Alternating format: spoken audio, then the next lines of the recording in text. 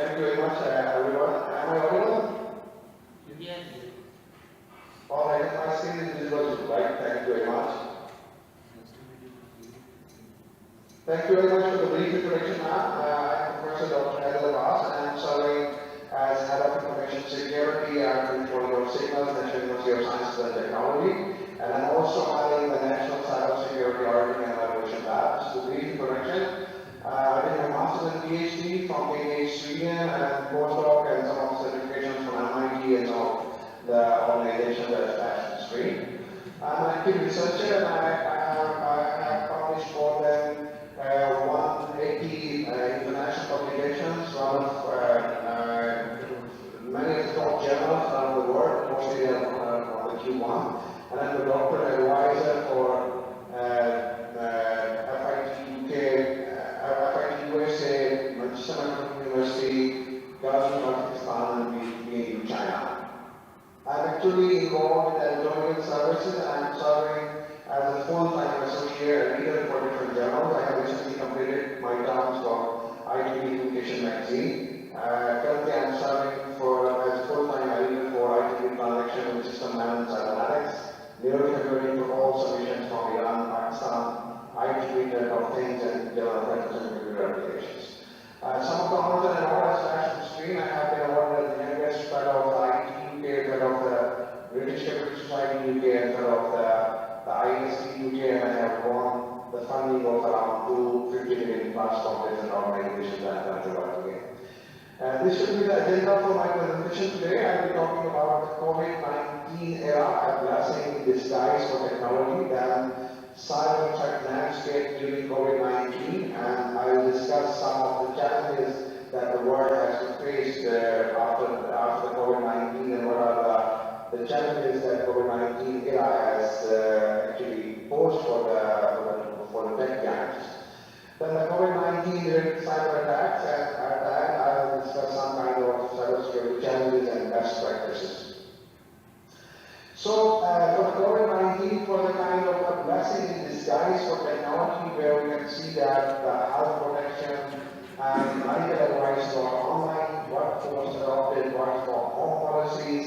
Education sector also became cyber oriented, and you can see that there is some kind of rebuying with families, and we have also seen a huge, you can say, increase in the OTT media platforms where many homes are actually using this kind of online technology mechanisms, and they're being used for different purposes.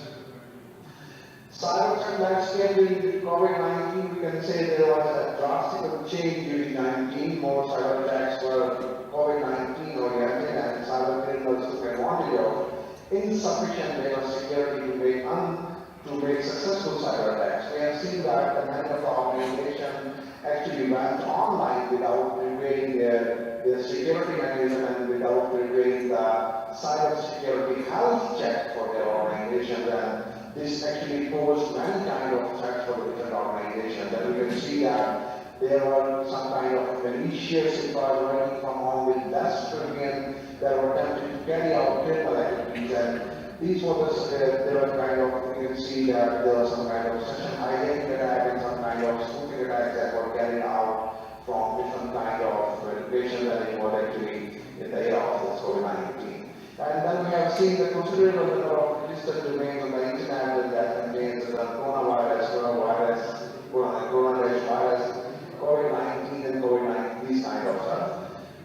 The malware spyware and the Trojan were found in embedded inside coronavirus maps and websites, and this has been reported from different agencies that the coronavirus maps and also the coronavirus applications are actually kind of vulnerable, and these are being used by different kind of malicious purposes by different malicious actors.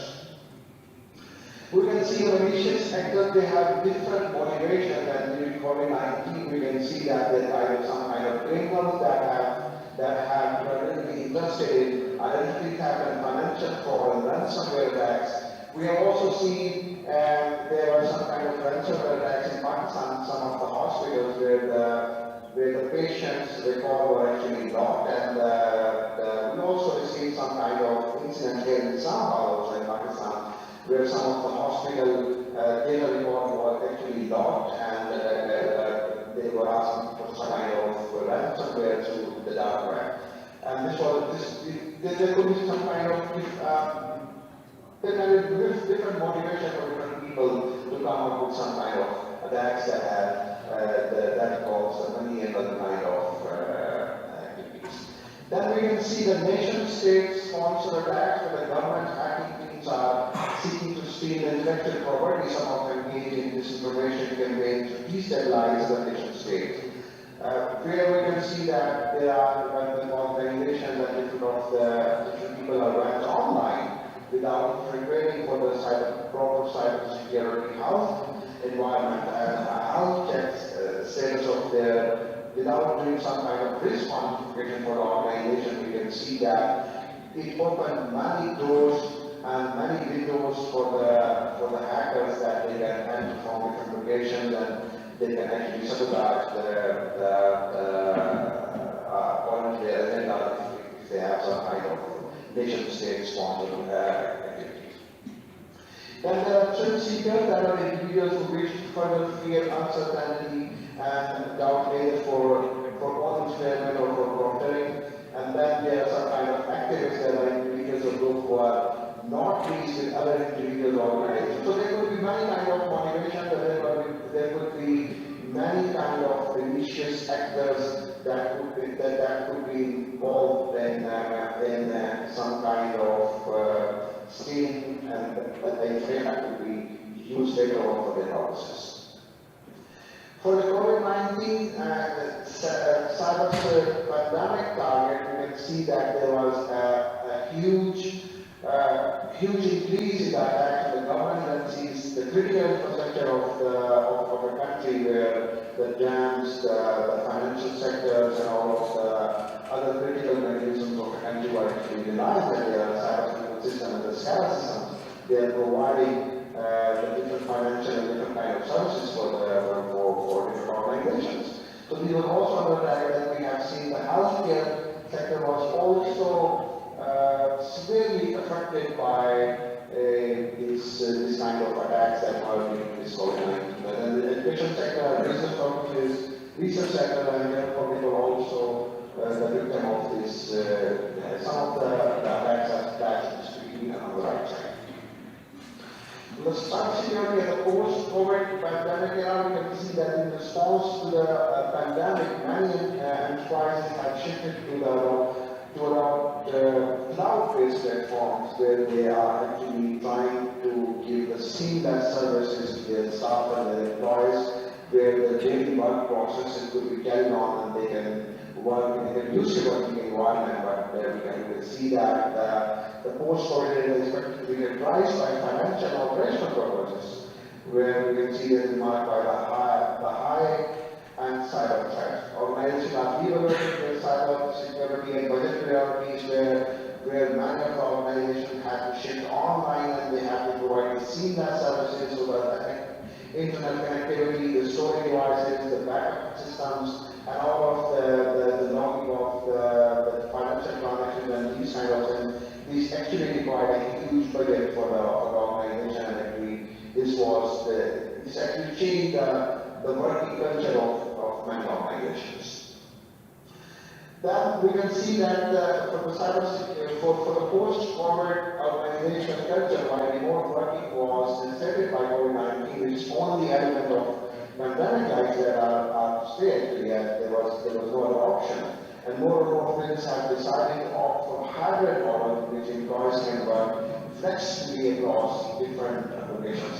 I know many of the organizations in Europe, they have actually, after COVID-19, they actually went online more, and also they provided the facility to their employees that they can work from their home, because they have experienced that during this COVID-19 era, when the employees went online, their expenses has been shortened down, and they have seen a huge increase in productivity metrics. So they were actually convinced that people should be given this kind of opportunity that they can work online, and many of the European organizations, as far as I know, have adopted this kind of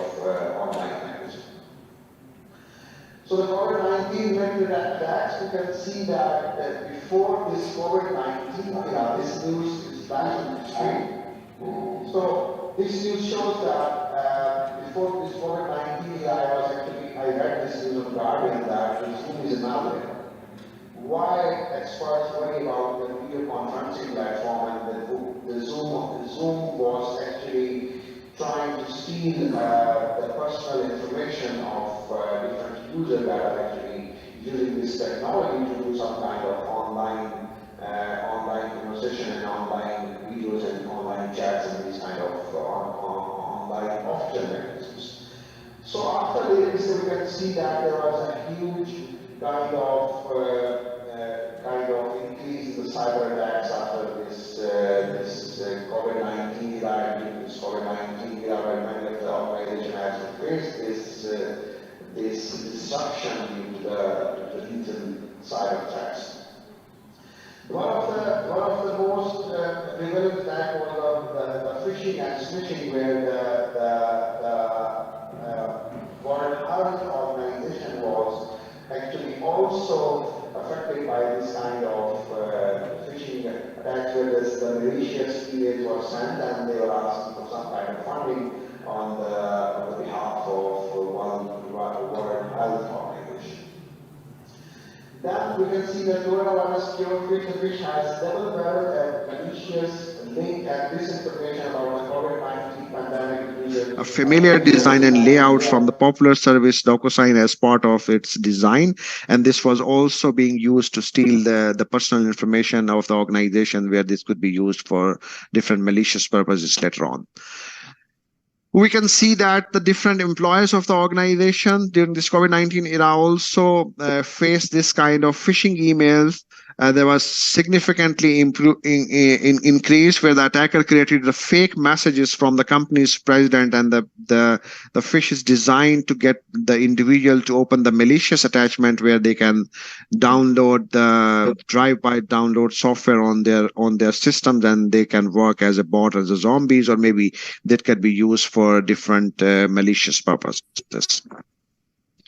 Impersonating public health agencies, as I have also given you an example that some of the hospitals in our country, also in Pakistan, was also affected due to the ransomware attack, and the personal patients' data were actually locked, and the physician was not able to actually access the data, and they were asking for some kind of ransomware money and through the dark web, and it happened with some of the hospitals here in Pakistan also.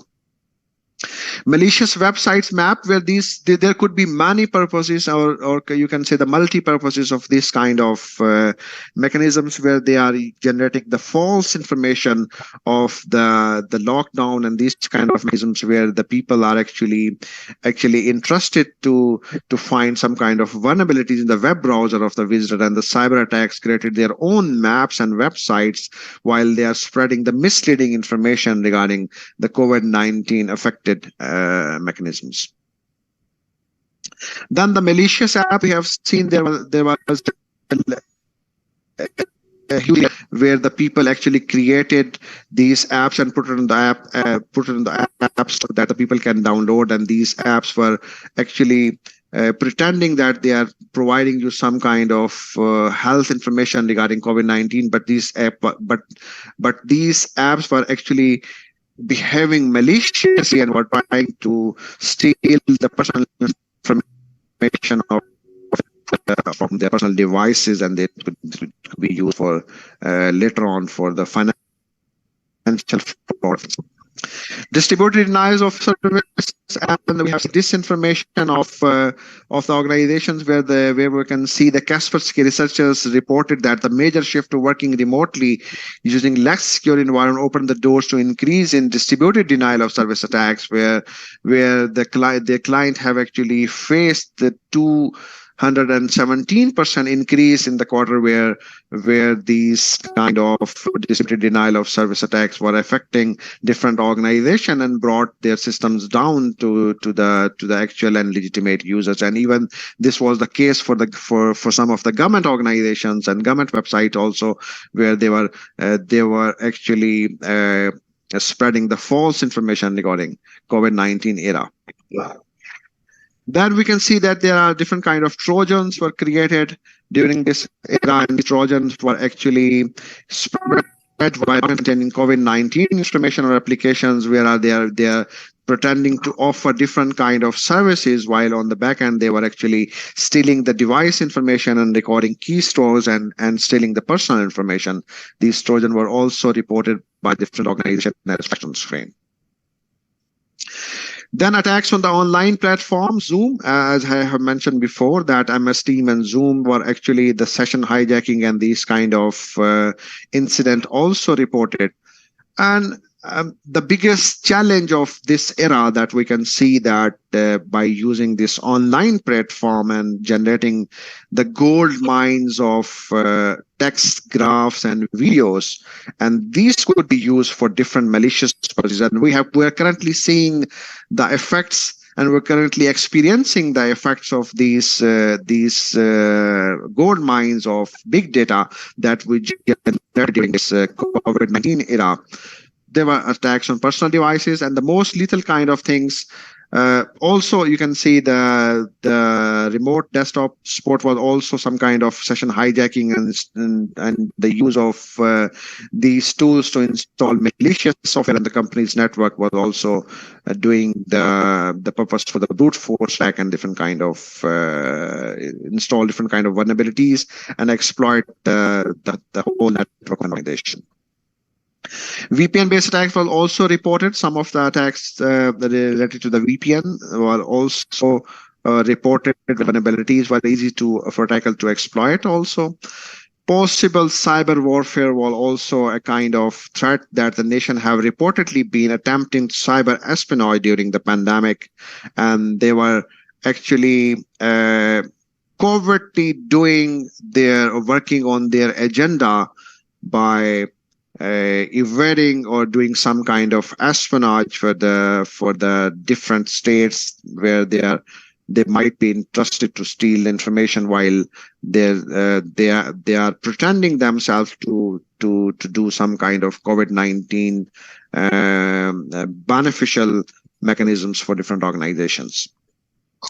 So the biggest challenge, as far as I know, or as I stand, and we are actually experiencing the effect now, it was the deep fakes. During this COVID-19 era, COVID-19 pandemic, every organization, starting from the government, the private sector, and you can say that an individual, actually generated trillions of big data samples in terms of videos, texts, and audios, graphs, and everything. And these were actually could be used later on, and this is being stored somewhere, right? There is no free lunch in the world, right? So the different organizations are actually providing us the free facility for the video chats and video meetings and these kind of stuff. So this actually mechanisms led us to the deep fake kind of mechanisms, where the digital forensics and the digital forgeries can have been done later on, and we have seen its effect, that the deep fake danger in the hybrid workplace, where it's about difficult to confirm the authenticity during the voice interaction, and also if there is some kind of deep fake video, then it is very difficult to detect this kind of stuff. And we have seen in Pakistan also that there was some kind of audio leaks and some kind of video leaks and some kind of, even we as a nation should be prepared with the more vulnerable kind of stuff, that because I'm sure that many organizations have samples of the many officials many government officials, ex-government officials, and all the stuff. And these have even the gestures, even the videos, the text, and all the stuff. And this will be probably used, and I'm sure this will be used for different purposes by different organizations. And there will be a chaos kind of stuff when the people will say kind of non-repudiation, though this is not my voice, this is not my video, right? But this has been tampered, and you have to deal with, as a nation state, you have to deal with this kind of challenge. And I believe that this COVID-19 era actually contributed heavily into this, when this organization was actually forced to do their working environment online, and the people went online, and then in the online mechanism they generated videos, text, audios, gestures, and all the stuffs, and this will be used for different purposes. This is the biggest challenge that the world has to face, actually.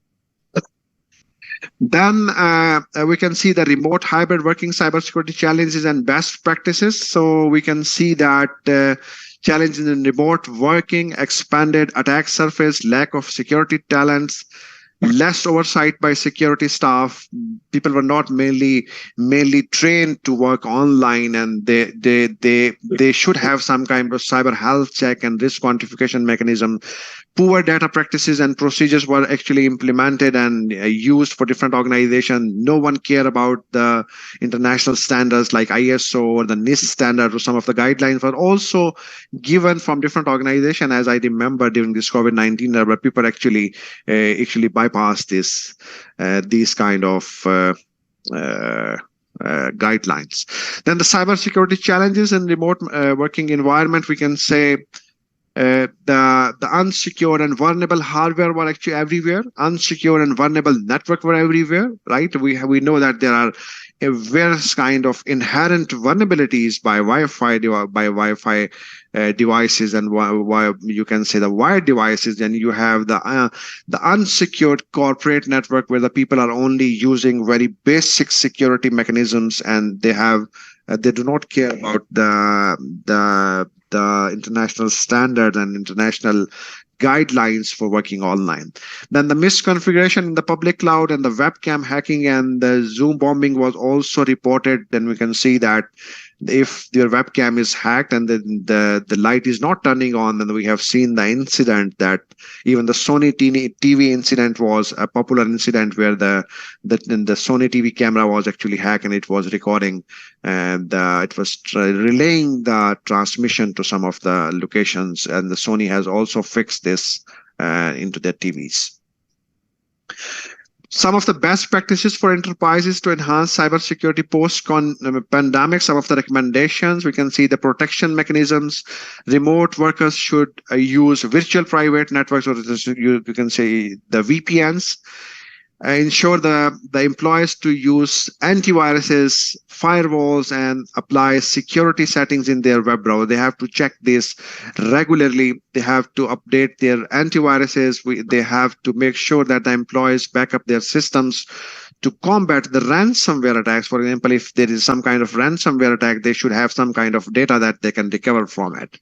Then the staff should use company-approved USB devices. All devices should not be allowed in different organizations, because this could be a kind of main threat to the organization, that some malware could be injected through this. Then for the web filtering, they should restrict the types of websites they can access.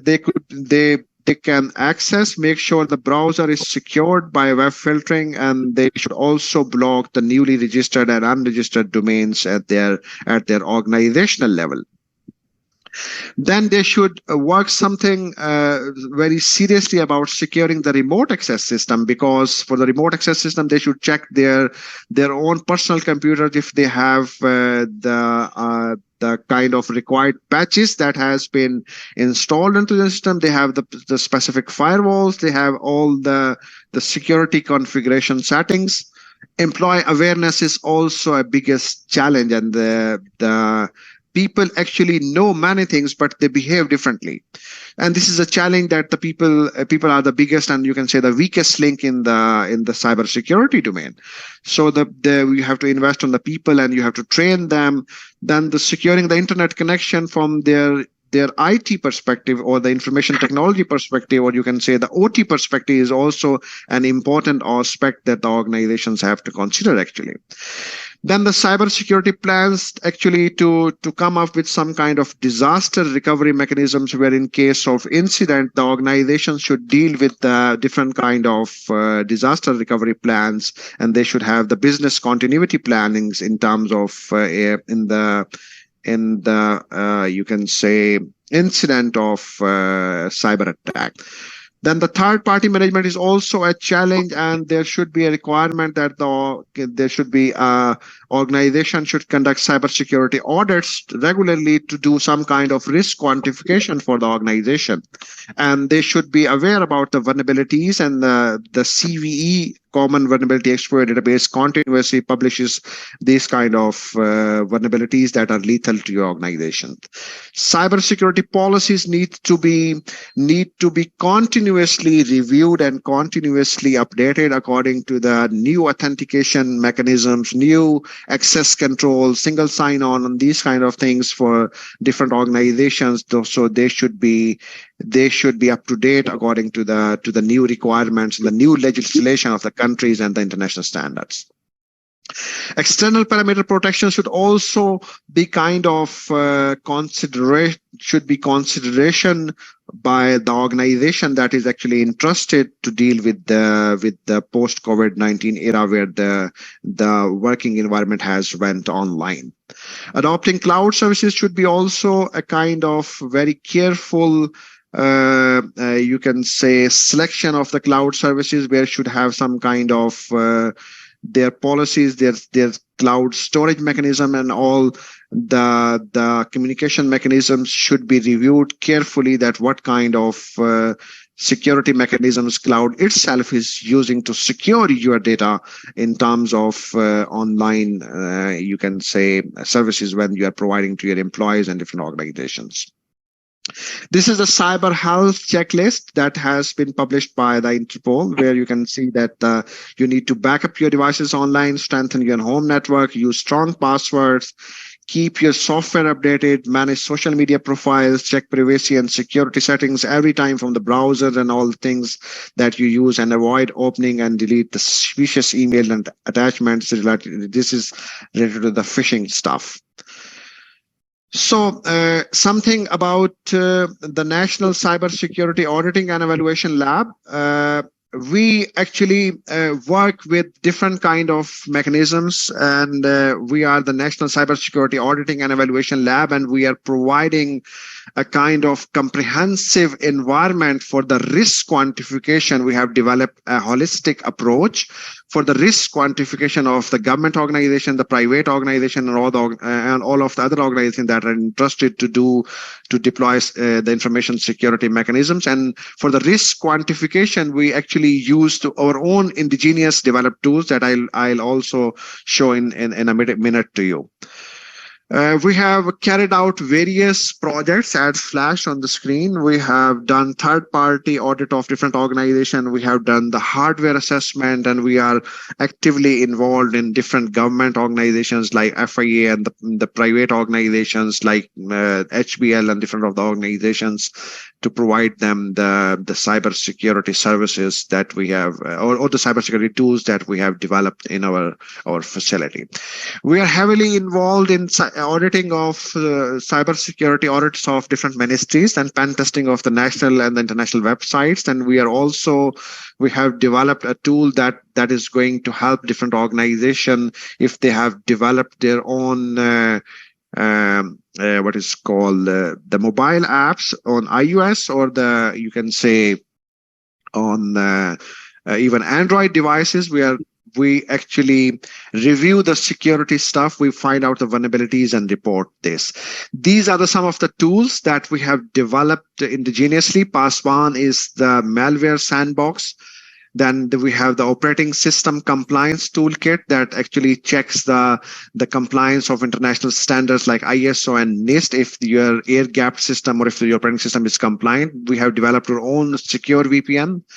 We have developed a web guard that continuously monitors your website, and in case of defacement, it actually reinstates your websites and alerts the organization that there is a cyber attack. We are also working to develop our own SIEM solution that will be helpful for different organizations to do some kind of threat analysis for their own organizations. We have developed the website that is for the website security assessment, and we have developed the link cert that is an automated cert environment that could be customizable for any organization that might be interested to get the cert services. These are our national and international partners that flashed on the screen. We are working closely, and we seek information and we seek guidance from different universities around the world, and we also seek guidance, and we also seek the current national cybersecurity status from different government organizations that's flashed on the screen. This is my contact information. This was all from my side. I think I am on time. Thank you very much for providing me the opportunity. I am grateful to the organizer. I'm grateful to the chair Amjad Saab, and I'm grateful for the speaker who provided me the opportunity to speak first because I have to go into the meeting. I'm really honored, and I am very grateful to you all guys. I'm open for question if there is session for question or something or. Thank you. Sir, my pleasure. Thank you very much. Are there any questions?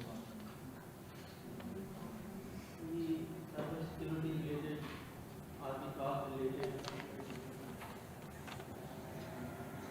Anyone? Sorry, I cannot hear. Okay. If I can ask you a question. Sir. Can you hear me? Yeah. The increase in the cyber attacks due to pandemic at the beginning of the pandemic in 2020, are they still the same or they have decreased because now the pandemic is almost over? Sir, during the pandemic, this is a good question. During the pandemic, actually, we generated gold mine already for the people who are interested to attack our organization. We already generated the text graphs and audios and all the stuff, and it is stored somewhere, right? So with the passage of time, we can see that there is a significant change and significant increase in the cyber attacks because the people actually came to know various kind of different new mechanisms to evade the system. They find out different kind of windows and doors that how these systems could be evaded. Because for example, if some of the user who is not aware of the security and he connected from some of the location and they actually found out that for example Windows 7 is using Windows 7 for example, so Windows 7 has these kind of vulnerabilities. So the vulnerability database actually has been expanded during this COVID-19 era, and after this COVID-19 era, we can see there is a huge spike and even a huge increase in the cyber attacks. Thank you very much. There is one more question. Thank you very much also for such wonderful presentation. I have a question. There is Hello? can you hear me?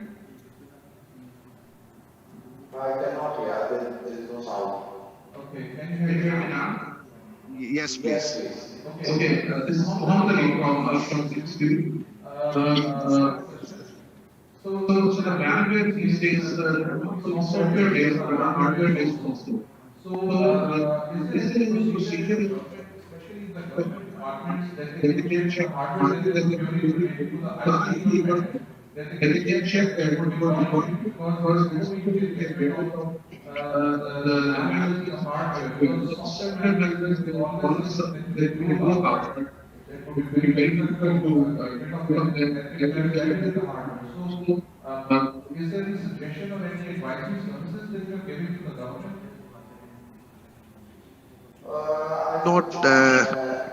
I could not get your question exactly. What I understood is that you're asking that there's some kind of hardware attacks and software attacks, something like this. like this one here point.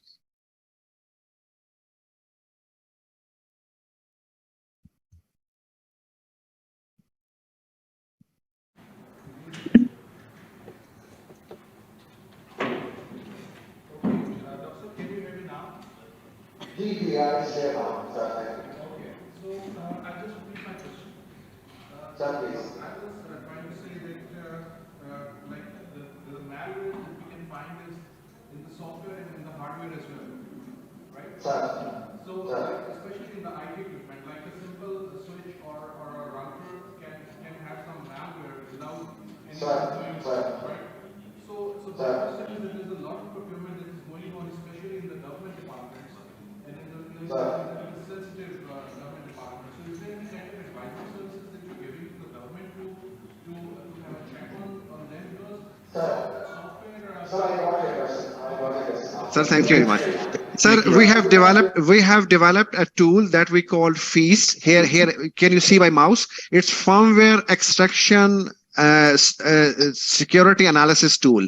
So this is a toolkit that we have developed. We actually doing the security assessment of the hardwares that the different organization actually are going to procure from different organization. So what we do, we ask them to give us the firmware also. We reverse engineer that firmware in our lab, and then we try to find out the back doors. I cannot take the name of the organizations here because it's an online session, and also we have find out the back doors of different firewalls that has been installed in different sensitive locations in Pakistan, and we reported these backdoors to the concerned authorities, and they are actually fixing it. So your question is very much relevant, and very much this is the actually need of the time actually, because we as a nation are actually reliant on the third party software. We are not developing our own hardware. We are just developing a very limited kind of software, and you can say very limited kind of hardware. So we need the capabilities to, and this is a kind of very sophisticated mechanism. And the challenge is when you get some kind of router, when you get some kind of firewall, and they do not give you the firmware. When they do not give us the firmware, what we do, we actually unsold the chip. We extract the firmware from that chip, and then we reverse engineer it, and then we find out the vulnerabilities into that firmware. And the challenge is during this soldering and unsolding, the hardware could be damaged, right? So this is a very kind of challenges task for different sensitive organizations here in Pakistan. And we are also yes, we are providing some kind of, I'm not saying a large scale kind of consultancy into this, but up to our extent, our limited capability, we are doing our best to provide the advisories to different sensitive organizations. I hope this answers your question. Thank you very much for a wonderful presentation. Sir, thank you so very much for inviting me, and my apologies for not being able to physically come there and meet the great people that are there present in the room. Sir, thank you very much. Thank you for providing me the opportunity, and my email and my contacts are here flashed on the screen. And if anyone is interested to do some kind of research collaboration and interested in any kind of activities, I'll be available. Thank you, sir. Thank you very much.